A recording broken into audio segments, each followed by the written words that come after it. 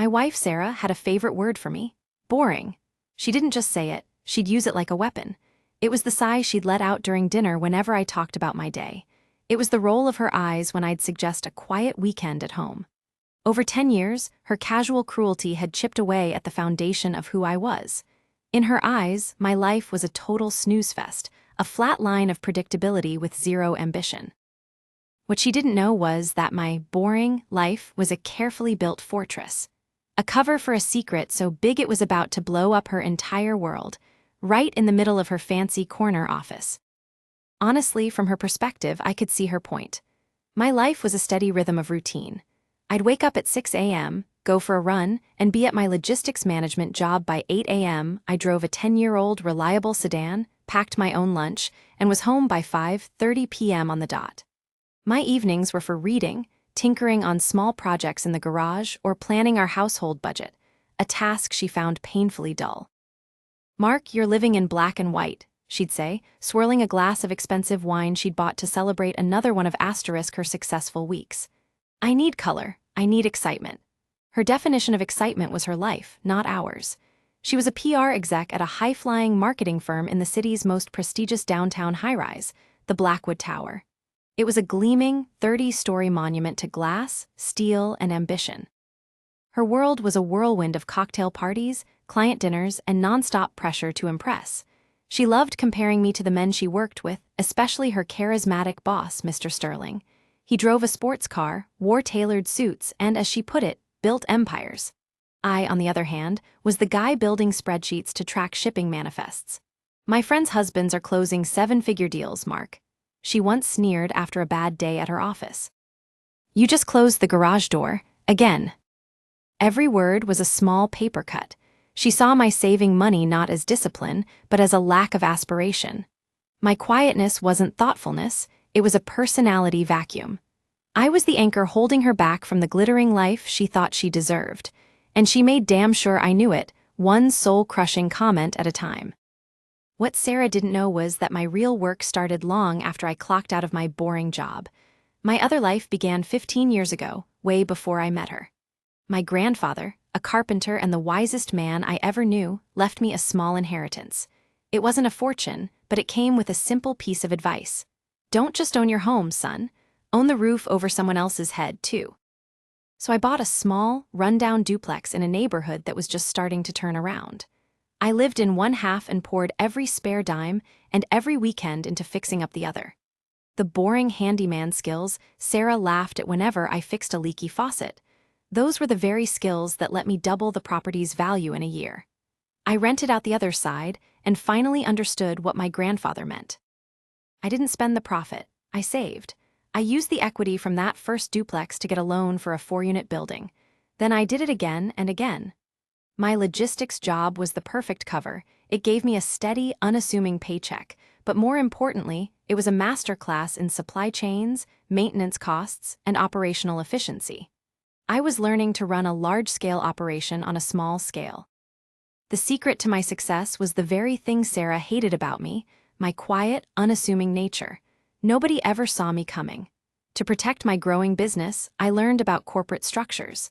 I set up my first LLC, then another, until I had a complex web of holding companies. It wasn't about being shady, it was about privacy. It was about building a firewall between my public life and my private one. As my marriage got rockier, I realized I wasn't just hiding my wealth from the world. I was hiding it from my own wife. I knew, deep down, that if she saw the real numbers in my bank account, she wouldn't see the man she promised to love. She'd see a provider, a wallet, an opportunity. Then the crown jewel came into play, the Blackwood Tower. Through my network, I heard whispers that the conglomerate that owned it was over-leveraged and desperate to sell. It was a massive risk, bigger than anything I'd ever done. The 30-story building where my wife worked every day. The irony was so thick I could almost taste it. After months of intense, secret negotiations through my main holding company, Ironwood Holdings, I made an offer. They took it. And just like that, I owned the building that stood for everything Sarah craved and everything she thought I wasn't. To her and the rest of the world, I was still just Mark, the boring logistics manager. The breaking point finally came on a Tuesday night. Sarah stormed in, her face like a thundercloud.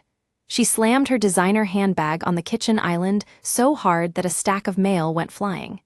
She'd been passed over for a big promotion she was sure she had in the bag, and somehow it was my fault. "This is your fault," she yelled, her voice shaking with fury. "I'm held back because my own husband has zero ambition. They look at me and they see you.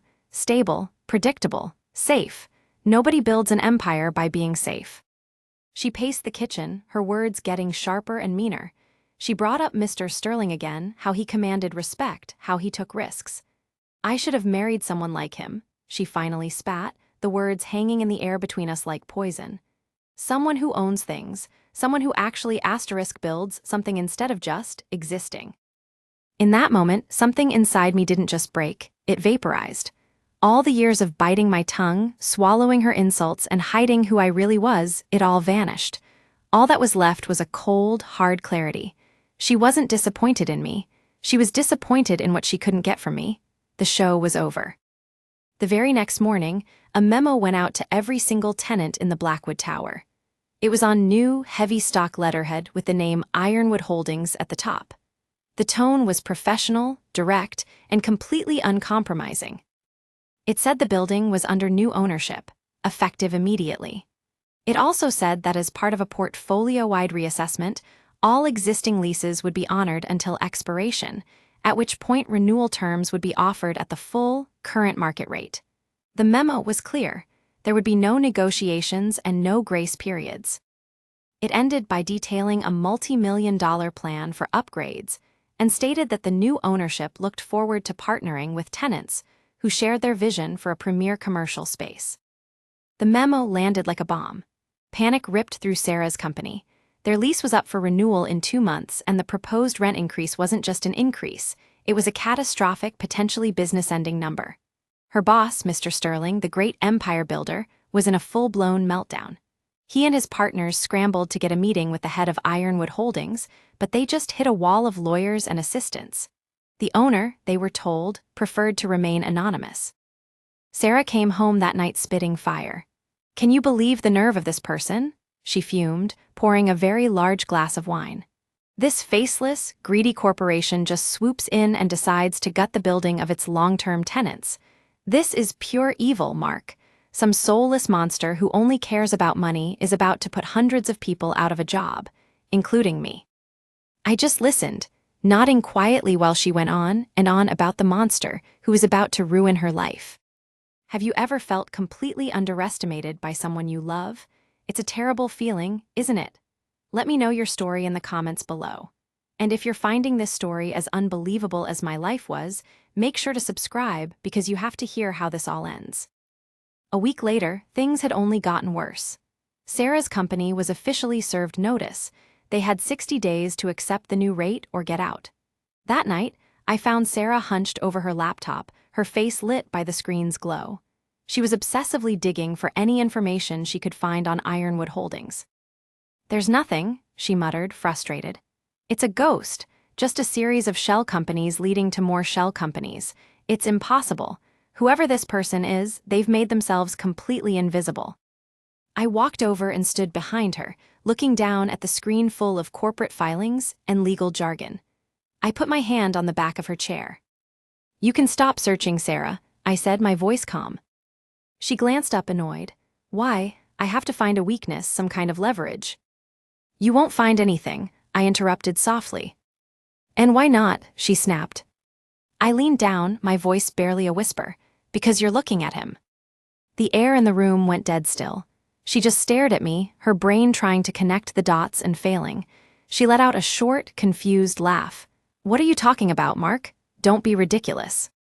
I didn't raise my voice. I didn't have to, I just started talking. I told her about my grandfather's inheritance. I told her about the first duplex, about sanding floors and fixing pipes on weekends while she was at brunch with friends. I told her about the fourplex, the eightplex, the small commercial strips. I explained how my boring, logistics job was the greatest business education I could have ever asked for. I laid out the entire 15-year journey, piece by painstaking piece. Finally, I looked her right in the eye. "I am Ironwood Holdings," I said. "I own Blackwood Tower. The building you work in, the office you're so proud of, the empire you wished you were a part of, it's all mine." The color drained from her face. Disbelief fought with a dawning, sickening horror. For a full minute, she was speechless. Then the panic kicked in. "Mark, honey," she stammered, her voice suddenly sickeningly sweet. I didn't mean all those things. You know I didn't. I was just stressed. We can work this out." But as I looked at her, I didn't see my wife anymore. I saw a stranger desperately trying to renegotiate a contract she'd already broken. The love wasn't for me, the quiet guy who fixed the sink. It was for the man who could own a skyscraper. That was 3 months ago. The divorce papers are being finalized as we speak. I told her I needed space, but we both knew it was over. There was no coming back from that kind of deception, not mine, but hers. She had tricked me into thinking she loved *me*, when all she ever loved was the idea of what I could give her. Her company couldn't pay the new rent. They moved to a small, sad little office in the suburbs. Mr. Sterling, the great empire builder, had to lay off nearly half his staff. Sarah is now looking for a new job in a much tougher market. Sometimes I stand in my new office, the one that takes up the entire top floor of the Blackwood Tower, and look out over the city. This was never about the money, the power, or the building. It was about respect. It was about being seen for who I really was. My boring life was a life of intense focus, quiet discipline, and relentless ambition. It was a masterpiece of color she was just never able to see because she was blinded by her own reflection in the glass. The silence in my massive, empty house is different now. It's not the silence of boredom she always complained about. It's the silence of peace. And the view from up here is better than I ever could have imagined.